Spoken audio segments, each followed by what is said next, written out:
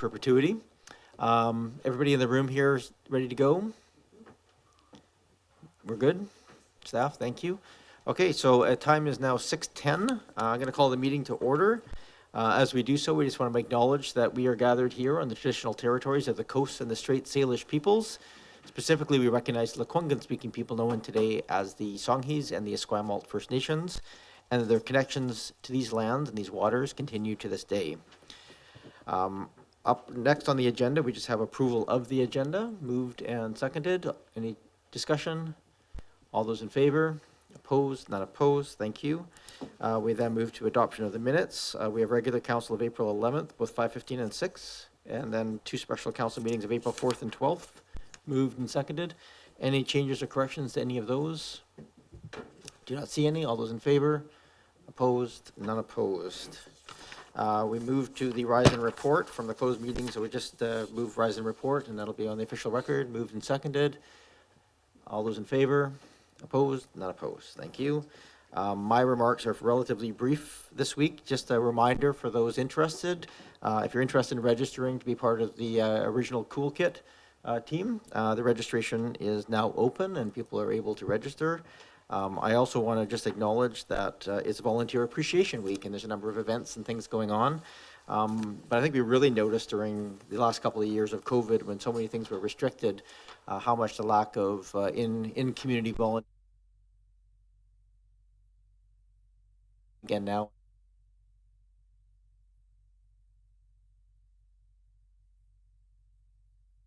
Speaking of volunteers, later this week we will be opening the application for the Parks, Recreation and Culture Committee.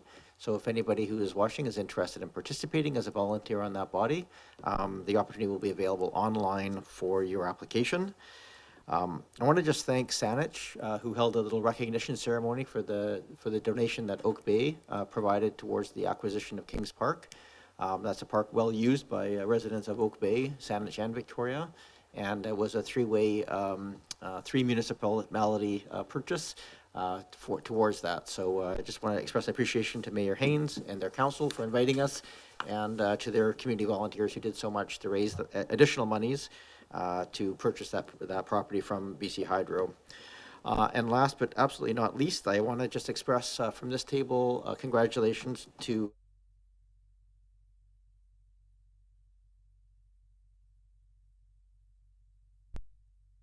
for those of us who, which is everybody, I think in the entire community knows Ms. Sergeant Shannon well. She's a real face out there and a real champion for community policing, and will do an amazing job of moving both the police department and the community forward in the years to come. So congratulations, Sergeant Shannon. And now, or soon to be Deputy Chief Shannon. We have up next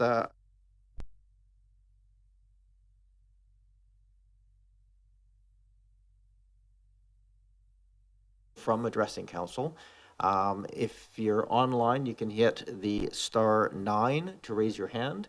If you want to call the 1-855 number that is in the agenda package, you call the 1-855 number and hit *9 to raise your hand, and that will give me the opportunity to welcome you into the meeting. I'm just going to give that a minute for it to propagate. So if we can we'll just wait here a moment while that, if people are interested in speaking, they can do so. Again, I'm going to give the instructions just in case anybody's not clear. This is a chance for anybody from the municipality or from outside the municipality to address council on issues of interest to the municipality. You would call into the 1-855-703-8985 number that is in the agenda package, enter the meeting ID and the passcode, and then hit *9, and you would then be visible to us in the room here, and we can take your call. You are also, just for those interested, if people are interested in future of coming down to a council meeting and addressing council on items of interest to you, you are also welcome to do so in person. Although we do ask recording in progress that people actually do that, let us know ahead of time so we can make accommodations if there's a larger group of people. I don't see hands raised. I'm going to go out into our staff. Is there anybody who's indicated they wish to speak that is for some reason not showing up on my screen here? I'm seeing head shaking in the room here. So it appears we don't have anybody wishing to address council. Hold on a second.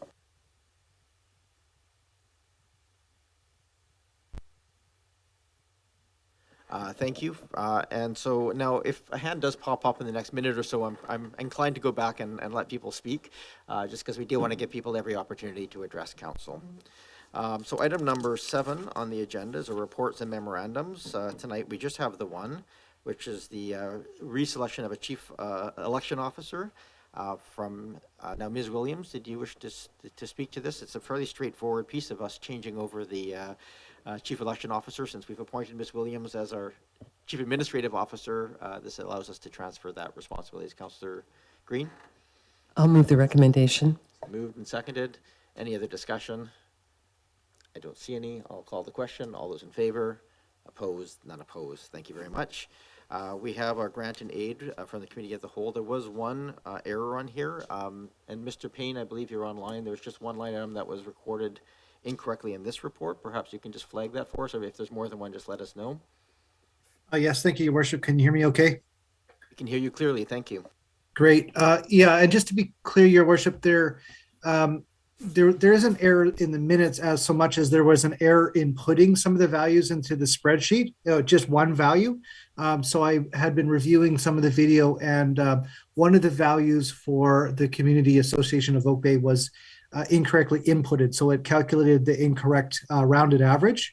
So with the correct rounded or with the correct inputs, the total is $2,750 as opposed to the recommended $3,000. So I'll leave that with you, Your Worship, to do with as you wish. Thank you. Okay, thank you for that. Not a significant difference one way or the other, but good to be accurate. So the motion that would be dealing with that. Perhaps I might just, Councillor Braithwaite, you need to recuse yourself on the first item? Yes, if I could recuse myself from the first item, as I do sit on their board. This is the board of the South Island Film and Media Commission. Please, if you could just go into the next room.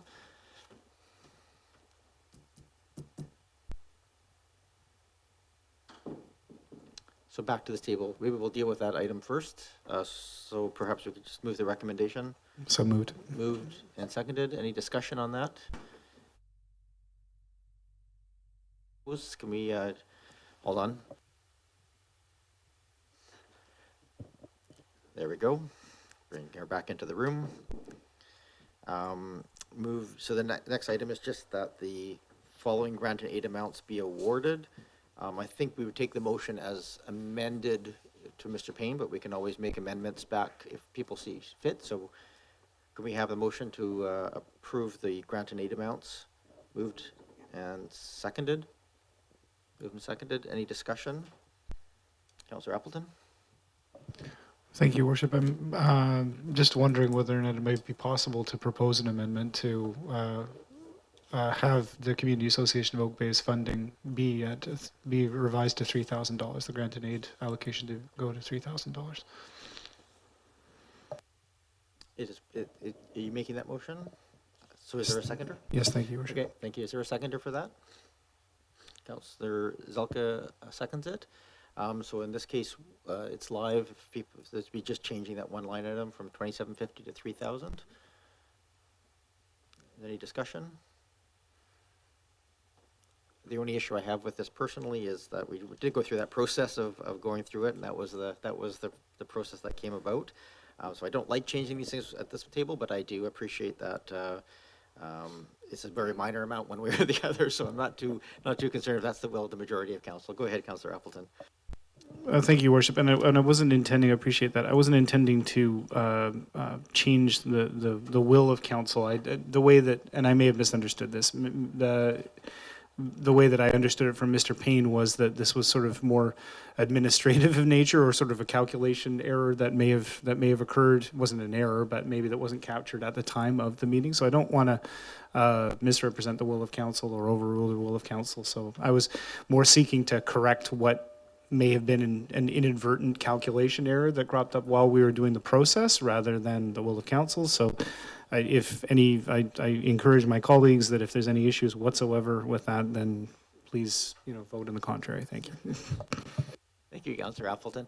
Mr. Payne, just so I'm clear on this one, what I heard was that when the entries were entered, originally they were entered, there was one mistake made, and so that resulted in an average of 3,000. When you went back and listened to it, you caught that there was a difference, and so that changed the adjustment to 2,750. Is that correct? Yeah, that's accurate. Thank you, Your Worship. Okay, so the 2,750 did reflect the discussion at the time. That does not prevent us from changing it. So that's the question. I think this is pretty straightforward. So I'm just going to call the question of the body at this point, if people wish to make that amendment from 2,750 to 3,000. In fact, maybe I'll actually, no, that's fine. I'll just call the question. Oh, Councillor Zilka? No, you're calling the question. Okay, all those in favor? Any opposed? Councillor Braithwaite opposed. That carries, so that adjusts it. So we have the main motion on the floor, as was originally printed in the document, and now amended to reflect that. Is there any other discussion? Seeing none, all those in favor? Opposed? None opposed. Thank you. Moving on to item number 9. We have the development permit, DP 00039, 1203 Beach Drive. Mr. Weber, you are here to go over this item with us. Yes, thank you, Worship, and good evening.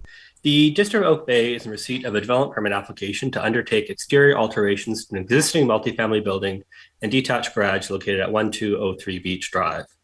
The property is located on the southeast corner of the intersection of Beach Drive, Satellite Street, and Margate Avenue, is approximately 825 meters squared in area, and has an RM3 three-story multiple dwelling use zoning designation and multiple unit residential OCP designation.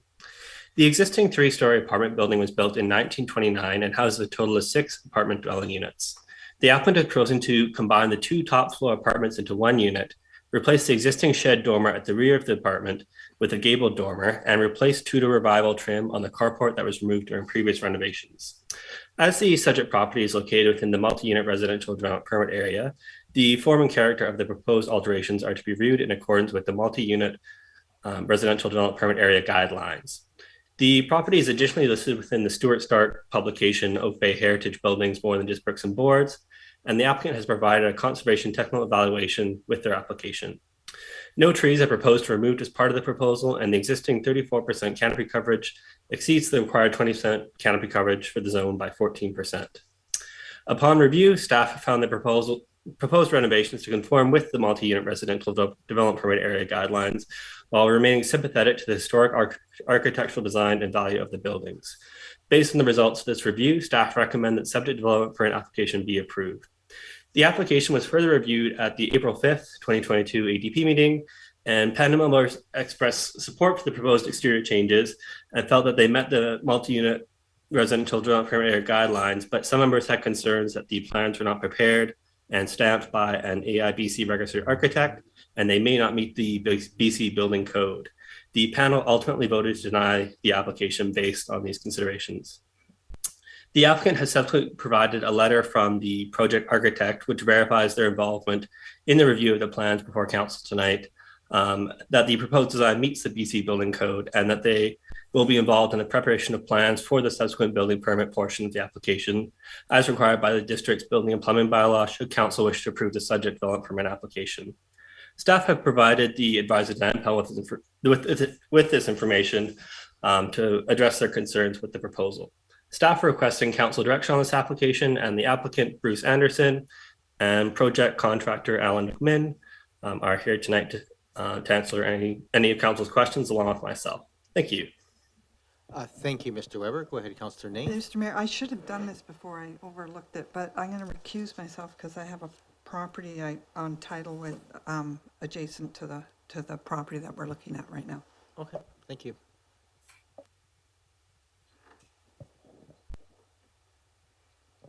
We'll just call you back as soon as we're done this item, Councillor Nate. Let's wait for her to leave the room. Okay, we are back at this table. Go ahead, Councillor Green. I would be pleased to move the staff recommendation. Is there a seconder? Go ahead, seconded. Thank you. We have it's fine, it's on the table. We can debate. Councillor Green, do you want to add anything? No, I was at the meeting when this application was discussed, and I really have nothing more than that to say. I think the proposal seems to meet the requirements of our bylaw and zoning and so on. So, thank you. Thank you, Councillor Zelka. Thank you very much, Chair. And through you, my comments and most likely question will go through to staff. I very much appreciate the sensitivity of this change to the building and returning it to its absolute beautiful previous beauty, and I compliment them. And I'm also very pleased to see that our advisory design panel is encouraging professionals to get involved for a building of this size. So I very much thank them for their comments in this respect. I do note that this apparent 6-unit apartment seems to be reducing to 5-unit. With respect to what are we for this permit having to do with design and character, forming character, is the number of units in the building part of forming character? Is that something that I can comment on? Mr. Weber? Yes, thank you, Your Worship.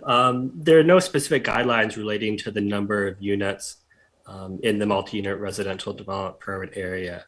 So it's kind of, it's kind of tricky. The development permit application is really, I guess, just for the form and character of the exterior of the building and not for what the floor plans are within it. Go ahead, Councillor Zelka. Thank you. So will this be coming back to council with respect to the building permit or any aspects that we could then comment on at that time with respect to the loss of a rental unit apartment? Mr. Weber, does it come back here at any point? No, Your Worship, this will be the final time it goes to council. I thank you very much for the information. I appreciate that. With respect to forming character, I have no objections. I'm very sad, however, to see a rental reduction. But just some comments that I'll simply say at this time. Thank you.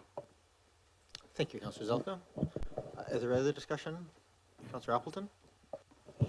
Thank you, Your Worship, and similar comment to Councillor Zelka. Although I appreciate the approach taken here, and I think the approach taken is sensitive and to the history of the building and the context. I don't know whether I can get behind even the loss of a rental unit, and so there's a small sort of more accessible unit here that's being lost. So I don't think that I can get in support of that. So not in support of the current motion that's on the table. And I would just make a note as well, Your Worship, that I note that the council will observe that this was not referred to the Heritage Commission, and I know that there's some limitations as to what can go to the Heritage Commission. I guess I would just raise for council's information, and council has heard me comment on this before, and I'm bringing forward, I don't mean to speak on behalf of the Heritage Commission members, but I will make a comment that I know that I've heard from them, is that, and I appreciate the applicants referencing historical and having the heritage analysis done, and staff's analysis and presentation of the information from the Stuart Stark book. I think both myself as liaison and the members of the Heritage Commission have been interested in creating clarity around the use and application of the Stuart Stark book. So clearly the Stark book identifies properties that are of significance, but not all of the properties that are included in that book are designated or otherwise captured by heritage protections. So it does leave an area of ambiguity where clearly there are properties in that book that need to be reviewed, but the commission does not have we don't have direct bylaw authority over this particular property in that sense. So I know that the Heritage Commission is interested in that topic and creating clarity around that, and I really when this comes forward, coming out of the Heritage Commission's work plan, and council sees that information, I think this is a good example of something where that is sort of an applied concept that relates to the Stuart Stark book. So I appreciate the staff analysis and making specific reference to it. But on the face of it, all heritage concerns notwithstanding, I'm not in support of losing the unit. Thank you. Thank you, Councillor Appleton. Thank you for that. Is there any other discussion on the motion in front of us? Don't see any. So I actually really, there's a couple of points there made. I think we all hate to see any loss of any housing units, although sometimes making some larger housing units can be beneficial at times. But that is not what we're looking at here today. It's the form and character of the changes in the building. I am looking forward very much to that work that the Heritage Commission is undertaking and the staff are undertaking in that to look at more formalizing the Stewart Start book and its role with the Heritage Registry and the Heritage bodies measure of things, because I think it's a huge asset, that book. It was commissioned with funding from the municipality. It provides a lot of very valuable information. So it's important, I think, that we formalize that in a way that makes a lot of sense. Go ahead, Councillor Green. Thank you. And further to the points made, first of all, I think the top suite will be for the owner of the entire building, so it isn't as though, suites are being lost for some other purpose. It is for the owner to be living on site. That's one point, but I agree. We don't want to lose rental units in Oak Bay if we can help it. Secondly, would it be appropriate, though, to refer this to the Heritage Commission for information at least, and out of courtesy for their information once the application, I guess it's not coming back to us, so it would just be for information only, not for comment? So I think perhaps can I leave it with staff, Mr. Weber, or staff in the room here, just to, as that work is undergoing with Stewart Start's book, that we use this as one of the examples that comes to us in our current process, and how that might be improved by formalizing the use of that document is probably what we need. Referring it from here tends to indicate that we're asking them to do something specific with it. Well, not refer, then share for Yeah. information. That's. I think we can do that just with a verbal ask of staff to make that share. And Councillor Appleton, you're on that body, so you can help as well. Okay, so the motion is live in front of us. All those in favor? Any opposed? Councillor Appleton opposed. That carries. Yes, thank you very much, Mr. Weber, for that. We have up next two bylaws for adoption. We've had first, second, and third reading, and if you could just bring Councillor Ney in, that would be greatly appreciated. And Mr. Rennick, you're up next. Councillor Ney is back in the room, and so she can hear you. Why don't you join our meeting now, Mr. Rennick, who's our Manager of Engineering Services. Your Worship, sorry, I believe it's Director Dan Haran that's speaking to this item. My apologies, I was going off of the report writer. Mr. Haran is our Director of Engineering Services. Welcome, Mr. Haran. Yes, thank you, Your Worship. In fact, I don't have a whole lot to say as the beginning, since the bylaw amendments have been discussed at the table, the council table, and we're bringing back for adoption. So unless there's further questions on this one, I'm available to answer questions. Thank you. Okay, no, I think that's totally appropriate. Go ahead. I'll move adoption of the driveway access amendment bylaw. I'm just going to ask you if you could read. Can you read out the bylaw just for the Yeah, record? bylaw number 4809, driveway access amendment bylaw. Number 3550, 1987, amendment bylaw number 4809, 2022 be adopted. Moved and seconded. Thank you. Councillor Zelka. I appreciate the chair's opportunity to ask a question about this, if I may, please. To staff. You may. Thank you very much. I know this is unusual during adoption. However, through you to staff present, just noted that with respect to the pedestrian and sidewalk master plan, there is work ongoing to develop pedestrian and sidewalk design standards unique to Oak Bay that will hopefully be quite different than, say, 1950s sidewalk standards or other sidewalk standards that have prevailed within Oak Bay. I just wanted to confirm that the adoption of this bylaw will in no way impinge or allow us to have full flexibility to change the sidewalk design standards going forward, please. Thank you, Councillor Zelka. Mr. Haran, I think we all know the answer to this question, but just for the record.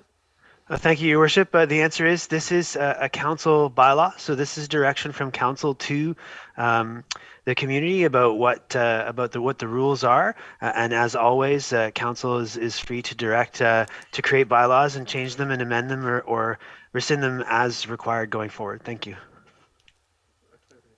Go ahead, Councillor Zelka. Thank you very much. Clarification. Just wanted to know, if we do come up with a different sidewalk design standard than what is prevailing today, will we have to revisit this bylaw I just wanted to know whether there are design aspects built into this current bylaw that we're about to adopt. Mr. Haran?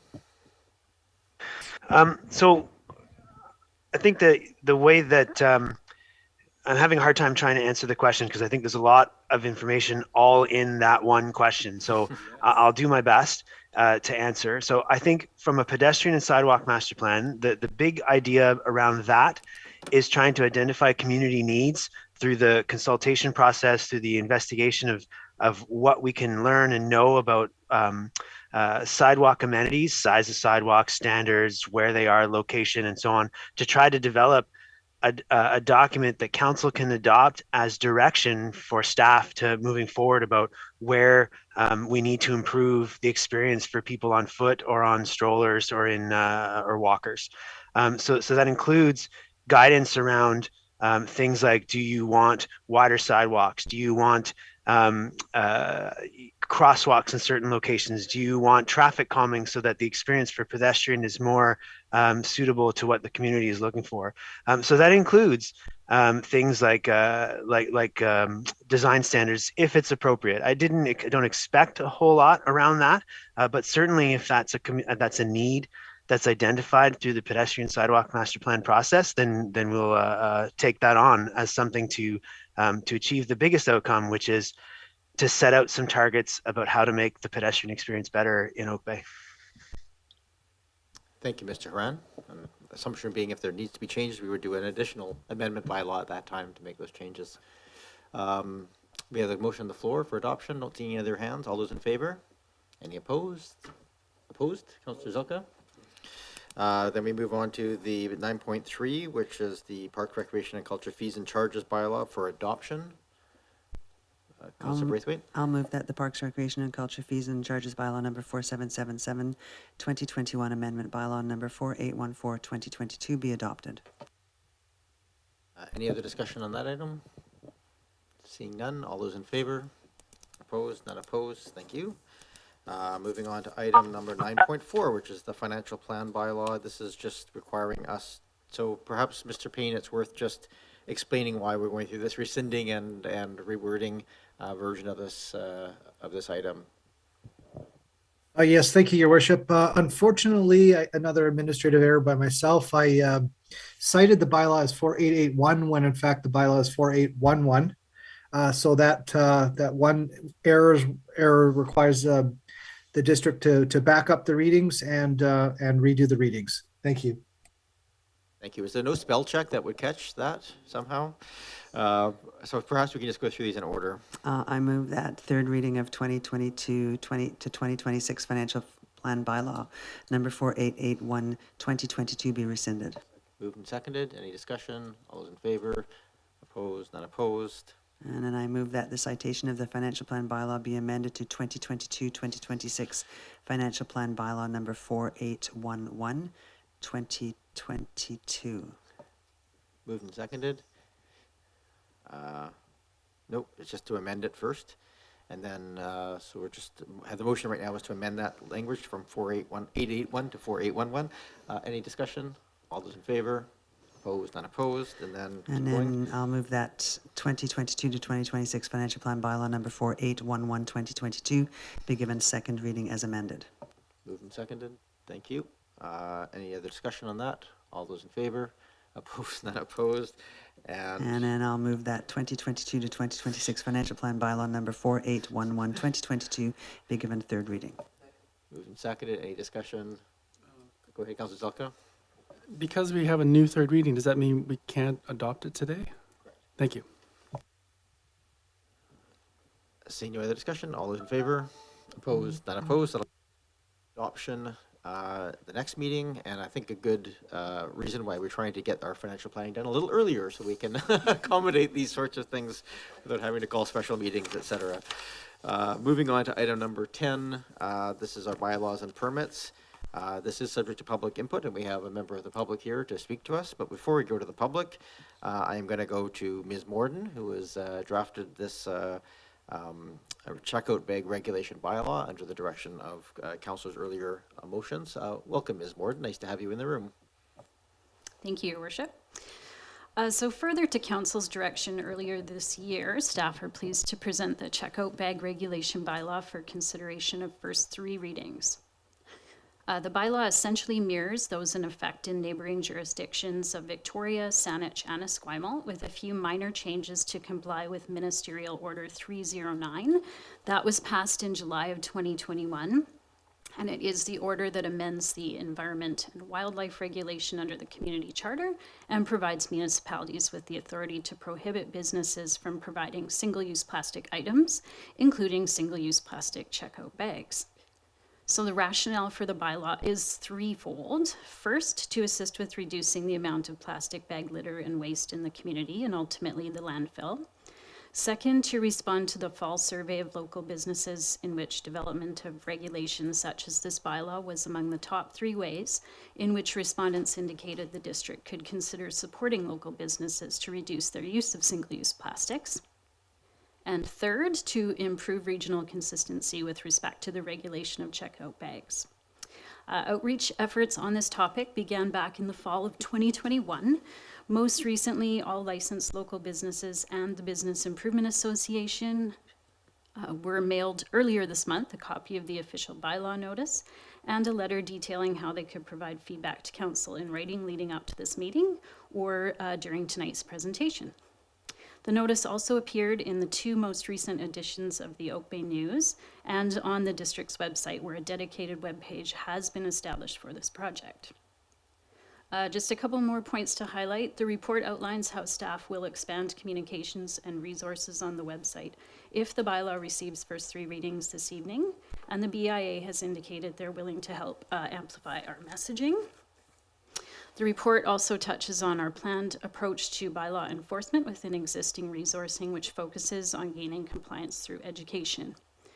Finally, in order to maintain regional consistency and compliance with Ministerial Order 309, the form of the proposed bylaw is fairly prescribed. So if council desires changes to the bylaw, excuse me, it is respectfully requested that it be referred back to staff with direction as to the modifications you'd like to see, and staff would be happy to research those for you. So that concludes my remarks, and I'm happy to take questions. Thank you very much, Ms. Borden. And just procedurally here for our audience and the participants from the public, we'll go through questions at this table of staff. After the questions are complete, we'll invite the public to speak, and then we'll come back to this table for further consideration. So are there questions of Ms. Borden? Go ahead, Councillor Braithwaite. Thank you. Yeah, I mean, I'm fully behind this 99% of what I see before me. There's a couple of questions I do have, though, and that is I'm really not understanding why we need to impose a minimum. I understand that other jurisdictions around us have got a minimum of the 25 cents for a paper bag and a $2 for a reusable bag, but I don't understand why we would want to take that on, because I'm not sure why we would ask businesses, why we would push those prices onto businesses. Because for me, I think it's that business should be able to make that decision themselves as to what they want to charge. If they only want to charge 10 cents a bag for a paper bag, they should only be able to charge 10 cents a bag. If they want to give a reusable bag away free, they should be able to do that. But this bylaw really limits that. And then in section 22 or schedule 22 on the bylaw, it actually charges them if they give a bag away free. And so I wonder if there, I understand that City of Victoria does this. Does Salish do the same thing? Does Esquimalt do the same thing? That's my question, I guess. Sorry, I rambled. Thank you, Councillor Braithwaite. Ms. Borden? Thank you, Your Worship. Yes, this is in line regionally with what the other municipalities are doing. It is also included in the ministerial order, so there is some flexibility in terms of having an introductory period with lower fees, but then within, I believe it's 1 year, we would have to increase to the higher fees. So that's all set out in the ministerial order, and there is not flexibility on that. Councillor Braithwaite, anything else? Just for my clarification on that, Ms. Morden, as a clarification, the ministerial orders, is that specific to the amounts, or is it just that the ministerial orders say that you can set the amounts, but that to make them a lower amount, it has to start lower and come higher? I'm not entirely clear on what the ministerial order constraints are. Thank you, Your Worship. Yes, so they are very specific about the amounts. So the flexibility is that we could start with the lower fees, but we would ultimately have to go to the higher fees. I should probably also mention that the businesses do keep that revenue, and that is to help offset their increased costs. I understand that, but it's, again, I think it limits what businesses can, it limits businesses in that if they wanted to give a bag away free, they're going to get fined for that. Because in Schedule 22, it says that if providing a checkout bag free of charge is a $100 fine. I think that's just a statement more than a question at this point, yes? Ms. Morden, did you want to just confirm that? Sorry, Your Worship, we're just having a sidebar conversation here that it is intended to discourage the proliferation of plastic bags in general. Sorry, I'm sorry. Councillor Braithwaite. How I read that is it says providing a checkout bag free of charge. That to me would be any type of bag that the business would give. So if it's a reusable bag and they're giving it for free, then they're going to get charged that $100 or could be fined that $100. Am I reading that incorrectly?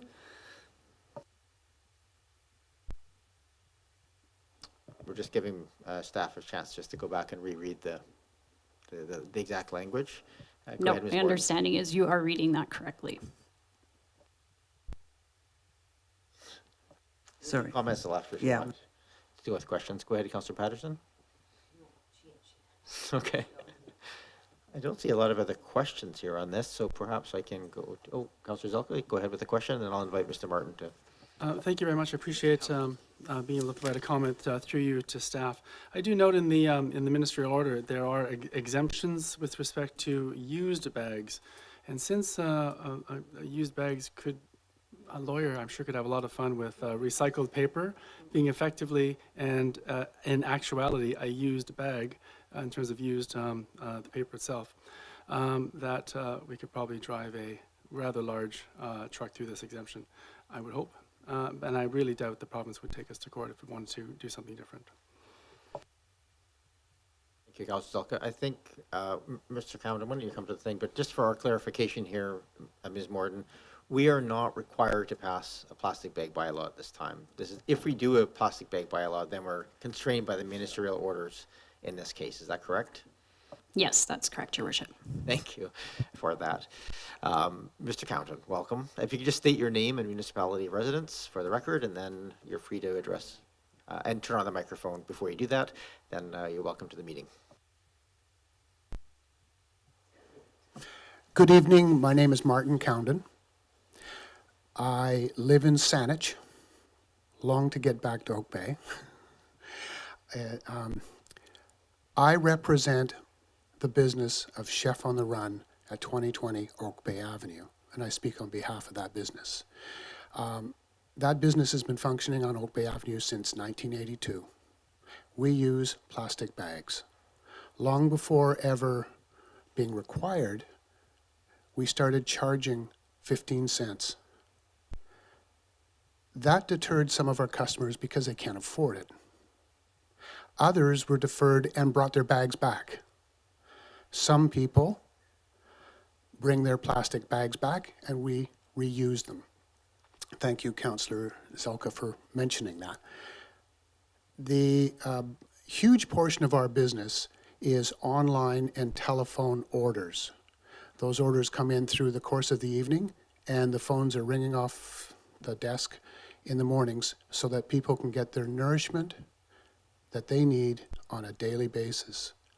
Our meals can't be put in plastic bags and still get to the door unless we were to have some other, as yet some other unknown, have somebody like a delivery service do them. We deliver our meals.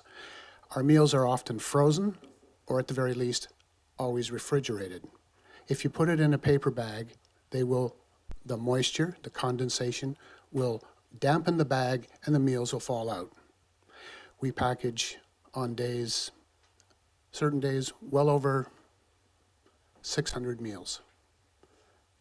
we cannot be packaging those in reusable bags because I can't accept those reusable bags. So you used the figure of $2. I would be charging each bag, each customer, $2 per bag, and thank you, you can't bring it back. We can't reuse it. We've examined things like reusable glass dishes, but then that doesn't comply with health regulations either. So our options are to give a bag and hand it out the door or have it delivered to someone's home, and we can't take those bags back. Now, having charged 15 cents for a plastic bag from, let's say, repeat offenders who just don't seem to catch on, please bring a bag back, that has deterred well over 50% of the customers. They bring their bags back. We are in a community where there's a large number of seniors, and despite their efforts, and I'm guilty of this oftentimes, you know, they forget to bring their bag. So I would have to charge them. 15 cents isn't going to break their bank, but $2, 3, 4, 5 times a week will be. And that will, not only will it impact my business, but it would impact their ability to have access to nutrition that they very much need. Many of our deliveries go to homes with people who are shut in, mobility issues. Many, we probably have 50, 75 veterans a week that are delivered their weekly meals. All of these things add up. This is a wonderful idea, and I applaud everyone for reducing the amount of plastic. But there needs to be some exceptions. Reducing plastic consumption for those who could care less if it costs $2, $5, or $10 is one thing. Reducing the use of plastic to someone who may not be able to afford to have that meal delivered is another. So that isn't where I wanted to start my conversation tonight, because I wanted to start by saying thank you for allowing me to speak. Thank you for your commitment and your work in our community. And I'm not just saying that. We know, and your work is commendable. I love being a part of this community. I can't say I was born in Oak Bay because the hospital wasn't in Oak Bay, but I came home to Oak Bay. And I love it here. I want to do all that we can for this community, and for, we deliver from Oak Bay to Machosen, Langford, View Royal, all over Saanich. We deliver far and wide, and people depend on our meals. We depend on them as customers. So I would just like you to take into consideration some form of adjustments, and I hadn't heard that until tonight, where there are some possibilities. Like Councillor Braithwaite said, why couldn't we give someone who walked with their walker up Oak Bay Avenue and forgot to bring her or his bag, why couldn't we give them a bag to carry their groceries or their meals home? It just wouldn't make sense. Otherwise, we would give them a reusable bag, but you cannot bring it back in on premise, because for health reasons, you can't. Who would want to have someone else's used bag? No one. So there is some need for, I would ask for some lateral in application to no plastic bags. I don't have, let's say, I don't have a problem charging people a small amount for a plastic bag, and quite frankly, I would give it to them. And I have so many times. And I nearly said I would continue, but not of this fast. I would want to help the person that needed a bag. And paper bags, great idea, helps the forest industry immensely, but it won't help me deliver meals to customers in our community. And so I'd just like you to take that into consideration. I haven't paid any attention to my notes because you were so informative as to what was going on. I recognize and appreciate the need to reduce the amount of plastics in our environment. There's no argument, no discussion there. There just needs to be some exceptions, because one size doesn't fit all. Thank you for your time. If you have any questions, I'd be happy to answer. No, I think you get an excellent summary of the situation that your business is in, and that's very helpful, Mr. Cowden. So thank you for coming tonight. Thank you for allowing me the opportunity to address you. Thank you. We also allow the same allowance for people who are online. So if there's anybody who wishes to address council, we can do so. And while I make that ask, I don't see any members of the public on the screen there, so you can call the 1855 number. If you wish to address council on this matter, we're welcome to do so. Oh, Mr. Cowden, you wanted to add something else? Ms. Morden? They asked me not to Thank leave. you, Your Worship. Yes, I paid asked attention. Mr. Cowden if he could wait a couple more minutes. I just wanted to clarify that section 3.1 of the bylaw does include exceptions. And subsection E is one of the exceptions is plastic bags that are used to protect prepared foods or bakery goods that are not prepackaged prior to the point of sale. We would consider your meals to be fitting with that exception, and so we could certainly work with you to see if there was alternatives available, but we would certainly see your food products fitting that exception. Thank you very much. That sounds great. Thank you, Mr. Cowden. Do you mind pushing the button again so the microphone is not live? Thank you.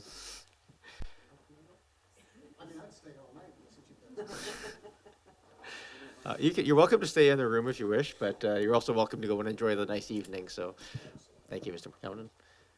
Thank you for that clarification, Ms. Morden. Are there other, and just giving a chance for people who are online to come and raise their hand if they're calling into the 1855 number. I'm also just going to just step up for a second here and adjust this.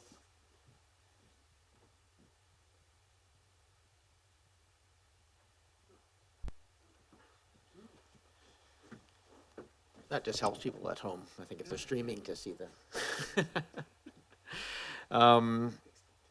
So, okay, back to this table. We've had questions, so we're at the point now of additional questions or comments. Councillor Braithwaite? Yeah, I think, I mean, I'm glad to hear that the bylaw is able to help a business like Mr. Cowden's, because that's important.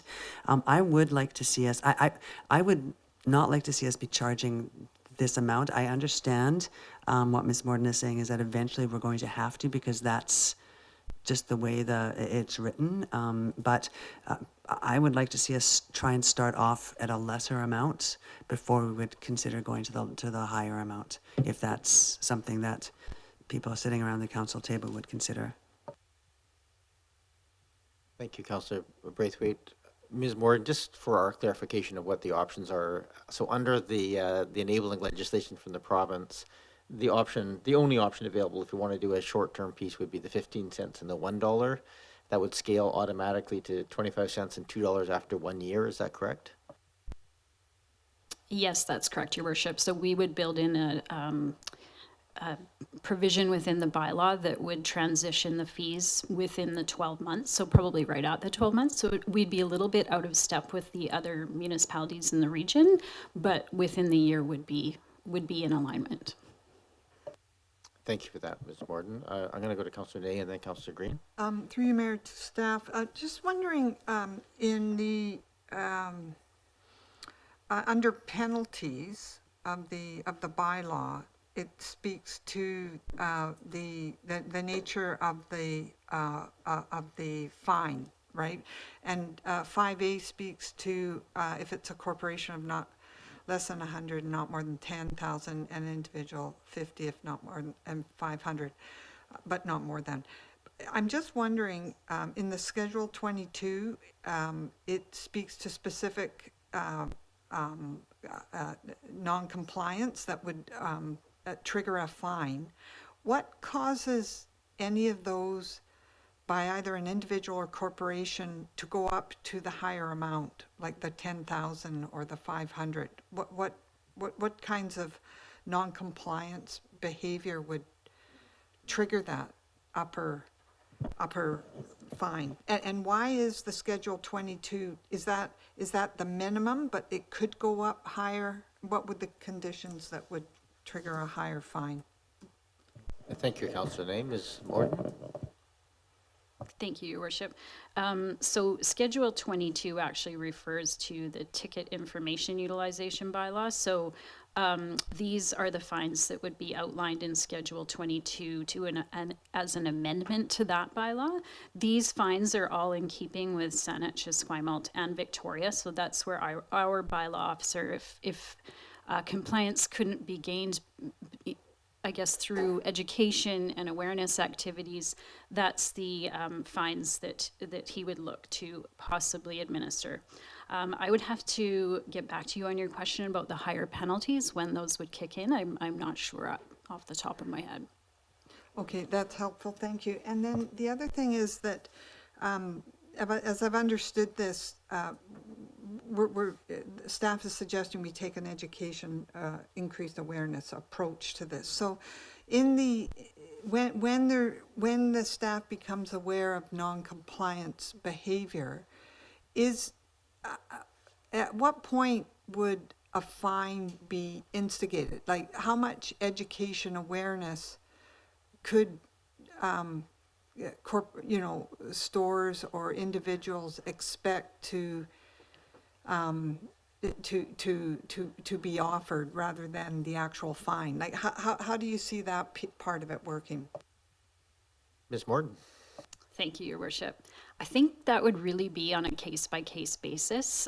In working between corporate services and bylaw enforcement, we would really have to review the specifics of each case and determine when that would be appropriate. So I don't know that I could give you a solid answer in terms of, at this point in our communications, we would definitely go to enforcement. We would just have to look at it on a case-by-case. Just one more question through you, Mayor, because my personal feeling is that, and I sort of think this is the philosophy that's being presented, is that we're trying to introduce this change of behavior through education and awareness, and we're probably anticipating, so in as much as it works for stores or corporations within the district, that people will probably comply. We're at that place of, the social more has shifted. But I guess I'm just thinking, I understand what you're saying, there maybe some more thought needs to be put into it, but for the purpose of our public, when they see this, and I know there's some up on the web page there, they're going, they could get fined X amount, and they're going, wow. And they don't know about what we're talking about, it's more educative and increasing awareness. And because the whole exercise of enforcement has a range of being permissive or very punitive, right? And so the public doesn't know how we're going to exercise that part of it. So I'm just wondering, in terms of communications, as you've just referred to, how might that be communicated to our public? And do you need direction from the council about how punitive or permissive that part of the enforcement efforts become? So who makes that call is what I'm asking, really. Thank you, Councillor Name. Ms. Morton? Thank you, Your Worship. Certainly in terms of the project webpage, we could add to the frequently asked questions for businesses and the community that are on the webpage, and we could clarify what the bylaw enforcement approach is proposed to be. I think your other question probably relates to a broader question of bylaw enforcement philosophy and policy development, and I'm not sure if our CAO would like to talk to that broader picture or not. Ms. Williams? I know for the most part around here, we tend to take an education first approach as a whole with bylaw enforcement, but perhaps you can just speak at a high level. Yeah, absolutely. We do try compliance and education first, but we do have a project sitting out there. It's not, I'm not going to say it's on the work plan because it's not, but it's on the transition plan that I received from the previous CAO to bring back a policy piece for council's consideration on bylaw compliance versus enforcement. And once we've worked through that process and develop what we believe is the Oak Bay solution, and then all of these bylaw enforcement issues would then fall under whatever policy direction we've received from council on that. Councillor Name? So just the final thing was, do we have any, given that our neighboring municipalities have moved forward with this, do we have any numbers about the level, the amount of compliance that's being in response to this bylaw from our neighbor jurisdictions? Ms. Morton? Thank you, Your Worship. I did speak at length with staff from District of Saanich. They had reported to me that in their first year after adoption of the bylaw, they had a total of 1 complaint. 1 letter went out encouraging compliance, and the business subsequently complied. Thank you. That's pretty indicative, I think. Councillor Green? Yes, thank you. That was going to be my question. What was the intel from other communities that have implemented this kind of bylaw? And just a quick comment, having worked in the enforcement world myself, there is that range of discretion, and I think that's an important piece. And I think if we're training and orienting bylaw enforcement staff, they have that ability to be, to use their discretion on how strongly or not they enforce the bylaws. So I think I like the idea of compliance and education. I think that is a philosophy that we should support. And this is, it is a challenge, and I respect what Councillor Braithwaite is saying. As the liaison to the BIA, I'm conscious of that part of it, but I think it is consistent with provincial direction, and it is consistent with what other communities are doing, and I know we've talked about it for a long time. So I think as long as we are sensitive to the needs of our local business owners overall and employ the philosophy that we just talked about, I could support this definitely. Thank you. Ms. Morton, did you want to add something?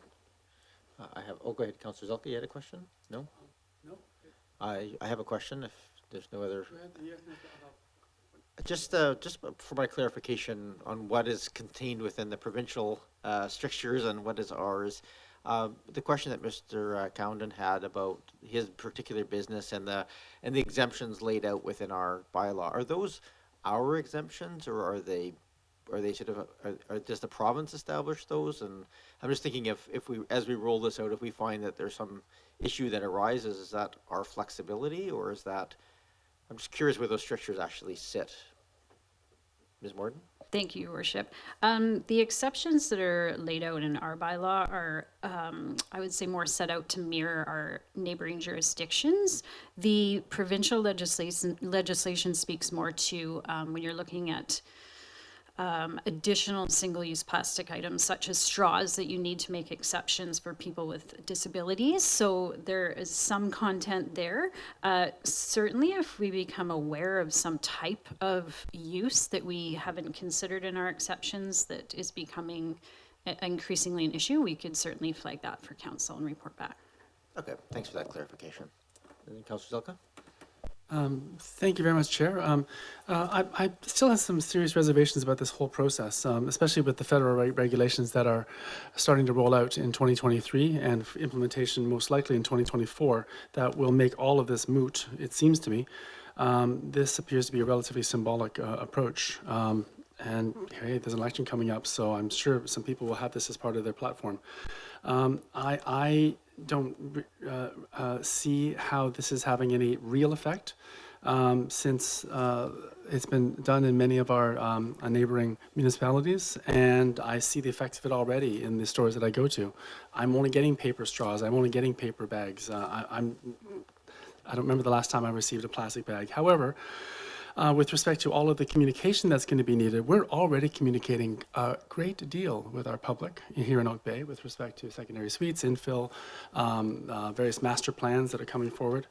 And with so many exemptions in this particular bylaw, trying to explain this, I think is just going to, in my opinion, potentially lead to confusion.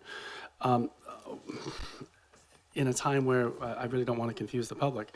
I do want to say, however, I'm very pleased to see that my young son's small business, he's a paperboy delivery for Oak Bay News, that he is exempted from this bylaw in terms of protecting newspapers and other printed materials intended to be left at the customer's residence or place of business. So thank you for exempting paperboys and paper girls from this process.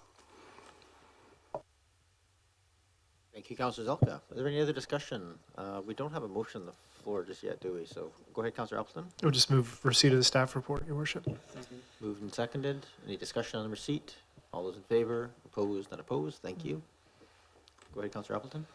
Yes, thank you, Your Worship. So I would move that the draft checkout bag regulation bylaw be considered for first and second reading. Get you to read the number, it's 4806, 2022, into the record. Sorry, just 1 second, Your Worship. I'll just put it for the record then, just that this is the checkout bag regulation bylaw number 4806, 2022. Be given first and second reading. Thank you, Your Seconded, Worship. thank you. So moved and seconded. Is there any other, is there any discussion? Go ahead. There's lots of discussion. Go ahead, Councillor Appleton, and then Councillor Braithwaite.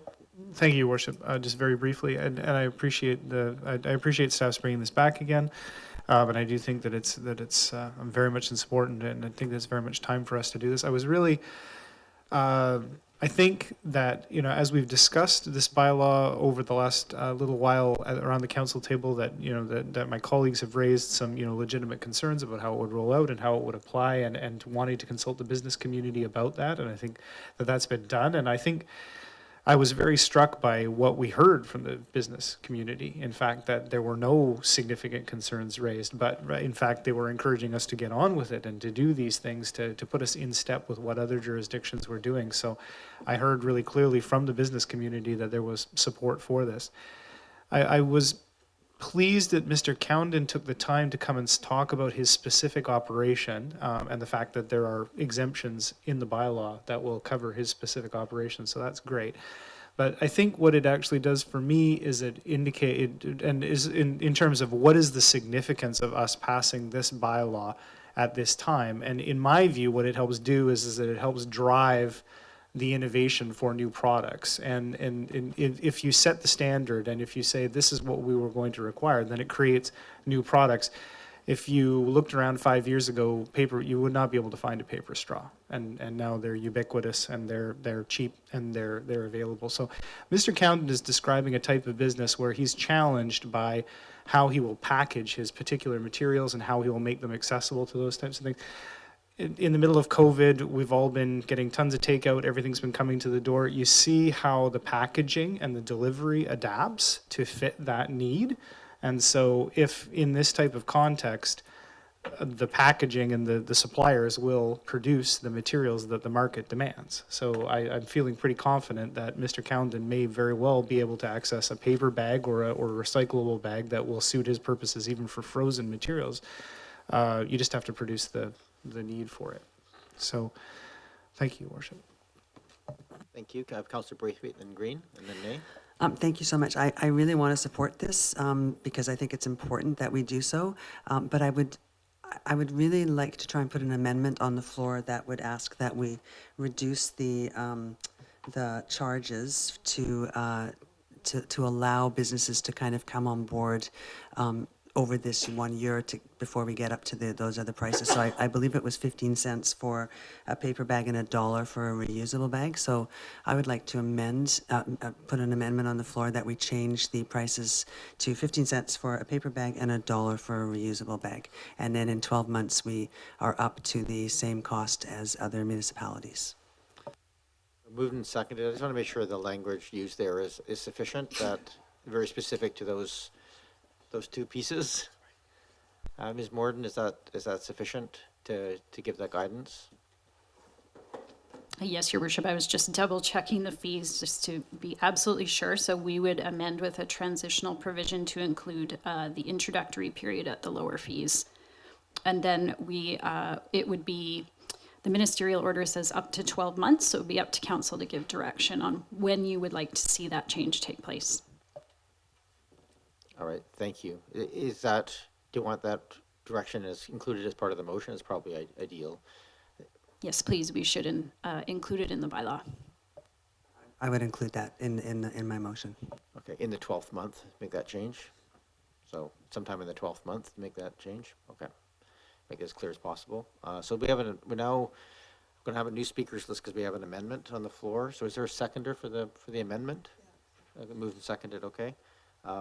Do you want to add anything? Nope, you're good. As a seconder, go ahead, Councillor. No, I'll just say I support this lower fee. And for me personally, when I go into a store and I do get charged, because there are some places you get charged, they could be charging a nickel, and it bugs me, and it really triggers me to behave differently. It could be a penny. I just don't like getting caught, not caught, but I like to try and remember. So I'm okay with the lower fee if it's going to impact, some people. And I think the period of time gives people enough time to condition themselves, because I think a lot of people's behavior gets shaped just by the idea of having to put out the extra little bit of change. So, yeah, I'm in support of the amendment.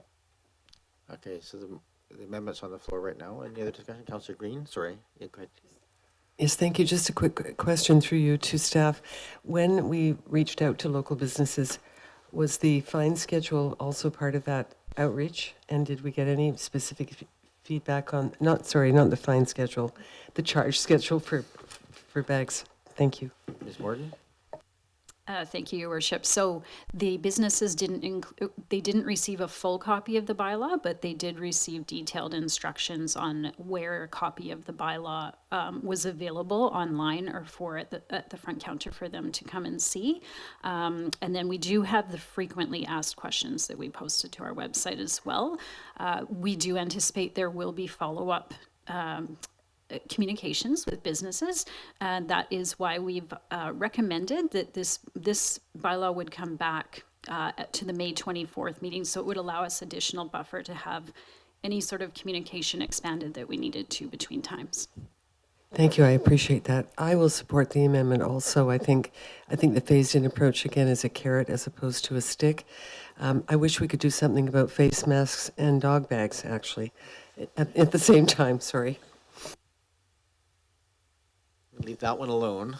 Any other discussion on the amendment, which is to incorporate the staggered implementation of the fees?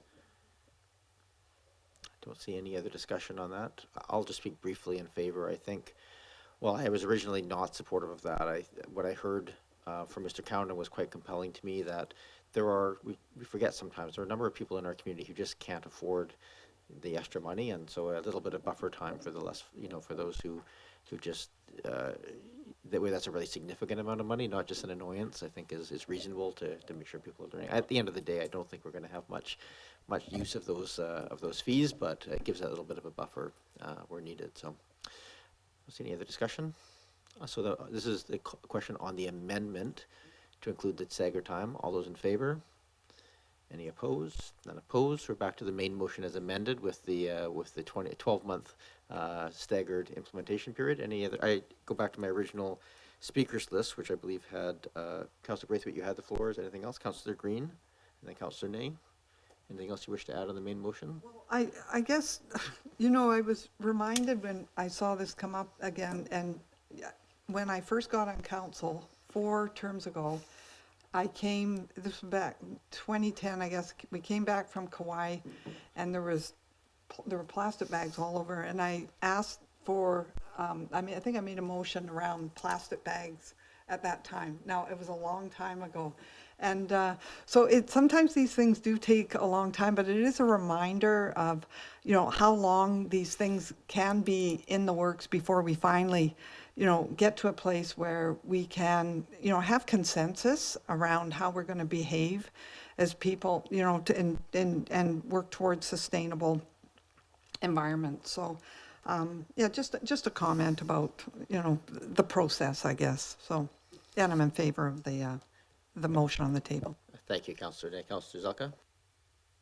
Thank you. With the amendment, I'm certainly considering supporting this. But I did want to ask through you to staff, I was reminded by Councillor Green, with respect to the business of dog walkers, which potentially is a business that is regulated under the district's business licensing bylaw, would they have to have plastic bags or paper bags, or some other types of bags with respect to the running of a dog walking business and the dealing with the waste as a result? Ms. Morden? Thank you, Your Worship. So the way we read the bylaws, it pertains more to checkout bags. So we wouldn't be regulating the use of dog waste bags within that. I am actually not sure if we have any dog walking businesses licensed within Oak Bay. We can certainly check on that and make sure that we're on side with our exceptions, but I wouldn't consider them as part of the checkout bag body of bags we're looking to regulate. No one's buying that stuff. All right, any other discussion on the item? So the motion is amended on the floor. No other discussion. I'll call the question. All those in favor? Any opposed? None opposed. That carries. Thank you, Ms. Morden. Let me just express my appreciation for your work on that. What's that? Oh, sorry, we did first and second, and we do need to do third reading as well. Sorry, Councillor Appleton. Move third reading of bylaw number 4806. Moved and seconded. In discussion? As amended, thank you. Yeah. See none. All those in favor? Opposed? None opposed. Thank you for that. That will come back for adoption. You said May 24th. Is that the plan? Thank you, Ms. Morden. And then we have item number 10.2 also available for public input. The Boulevard Frontage Tax Rates bylaw. Mr. Payne. Thank you, Your Worship. The proposed bylaw before council has been drafted in accordance with the envisioned financial plan and to achieve the revenue targets within that for the Boulevard tax rate bylaw. And so this bylaw must be adopted in the same time frame as our general tax rate bylaw, which would be prior to May 15th. So if council wishes to proceed, they would receive first, second, third reading today and final adoption on May 9th. Thank you very much. I'll move receipt of the report. Moved and seconded. Any discussion? All those in favor? Opposed? Not opposed? I'll move first and second reading of the Boulevard Frontage Tax Amendment Bylaw number 4813/2022. Thank you. Seconded. Thank you. Any other discussion? Yes. Go ahead, Councillor Zelka. Thank you very much, Chair. Through you to staff. Just want to confirm that this is an application of the parcel tax laws within the BC government, I think the Local Government Act. Just want to confirm that that's the basis of my further question. Mr. Payne? Yes, that's correct, Your Worship, and it's based on frontage. Thank you. So I appreciate that. So I do understand, and if I just wanted to ask this question with respect to what we're allowed and what we're not allowed within Oak Bay. I know that this is specifically for lawn care with respect to boulevard frontage. With respect to the fact that there are parcel taxes and we have other needs within Oak Bay with respect to infrastructure, I do note on the BC government websites that there's talks of a parcel tax that could be levied in conjunction with a user fee. For example, a local government can often recover fixed capital costs for infrastructure. Is this something I just wanted to ask with respect to a bylaw such as this, or with respect to what we've done maybe in the past in Oak Bay, or maybe what we could do in the future? Is this something that we could explore, maybe, for example, in the uplands with respect to some of the work we need to do up there on infrastructure? I'll leave the specific example alone, but Mr. Payne, perhaps you can talk to us in general terms, whether that can be utilized. Thank you, Your Worship. Yes, parcel taxes can be used to fund infrastructure. There's a number of complications. Nevertheless, it has been done and continues to be done in many jurisdictions. So parcel taxes, to answer your questions, can be used to fund infrastructure replacement and initial construction. A follow-up question, if I may, can a parcel tax also be used for something like the marina? I don't know how, but could it? I think for a specific property, I'm not sure that would be, but Mr. Payne, your partial tax is applicable to a single parcel if you just chose to use a single parcel? Your Worship, if there's an identified service or expenditure, and then that identified expenditure or service relates specifically to a property based on the properties set out in the parcel tax bylaw, it can apply to any property in the district that is not exempt from taxes, which is very few. Thank you very much for indulging me to to learn more and more about this potential revenue generating lever. Thank you. Thank you, Councillor Zelka. Not new. I will point out that when the Cadborough Bay Road was punched through from Cedar Hill Crossroad down into Cadborough Bay, it was a shared cost whereby the Salish helped cover and the province helped cover, but the widening of Cadborough Bay down the length of it was actually paid for in part by frontage taxes at that point. So it's been used, and it makes sense where you're providing the benefit to a limited number, as is the case here, where people who are using the services pay for it, and those who don't. Any other discussion on the motion, which is the first and second reading? Seeing none, all those in favor? Opposed? None opposed? And then looking for, if we can just have our third reading read out. The Boulevard Frontage Tax Amendment Bylaw number 4813/2022 be given third reading. Moved and seconded, thank you. Any other discussion? All those in favor? Opposed? None opposed? Thank you. I don't have any new business on the books that I know of, looking around. Not seeing any, we'll just have a motion to adjourn. Moved and seconded, any other discussion? Seeing none, all those in favor? Opposed? Not opposed? We are adjourned. Thank you very much, everyone. Thank you, Ms. Williams, Ms. Morden in the room, and all the staff who